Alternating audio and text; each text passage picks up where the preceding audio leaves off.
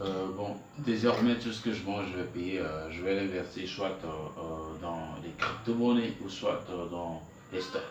Donc, soit je buy les stocks de Tesla, soit j'investis dans les crypto-monnaies. Je buy le Bitcoin, je buy le Dogecoin, je buy le Ethereum, parce que c'est les monnaies virtuelles actuellement qui sont en cours d'élégance et d'avancement, parce que c'est de très bonnes pièces que vous payez actuellement. Donc, et aussi, il y a les non-fungible tokens qui sont à la page, qui vous permettent de faire de bons revenus dans les prochains mois, dans les prochaines années, et puis disons dans les 10 ans à venir. Donc, c'est les investissements qu'il faut maintenant, surtout que l'Afrique a raté l'investissement de la base qui était d'user de notre population, c'est-à-dire vous usez des Occidentaux, mais ils ont raté ça. Donc, ce que nous autres, nous avons accepté de faire actuellement, c'est de payer les bitcoins. En janvier, je me rappelle bien avoir conseillé les parents, et il y avait deux sœurs que j'avais conseillé à l'époque de payer les bitcoins. Celles et ceux qui avaient pris l'engouement d'acheter ces bitcoins ne regrettent pas aujourd'hui, parce que au moment où ils payaient leur bitcoin, les bitcoins étaient assez moins chers.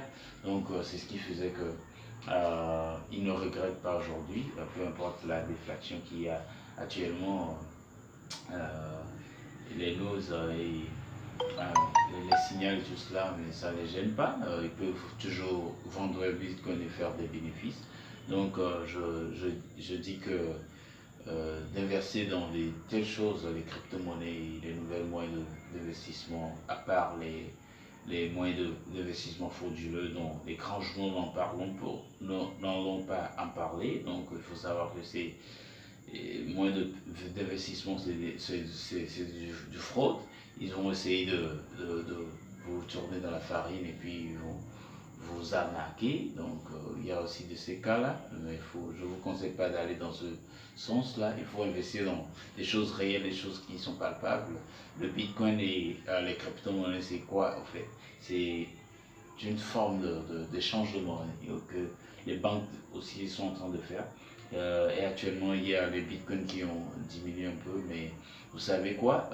Ça va toujours revenir à sa place parce que c'est comme le processus de l'évolution qui continue, parce que les crypto-monnaies répondent à toutes les caractéristiques qui constituent une monnaie. Tout d'abord, ils sont pas rares et ils ne sont pas faciles à produire. Il y a toutes ces informations qui font une monnaie est unique en son genre et est rare. Donc il faut noter tout cela.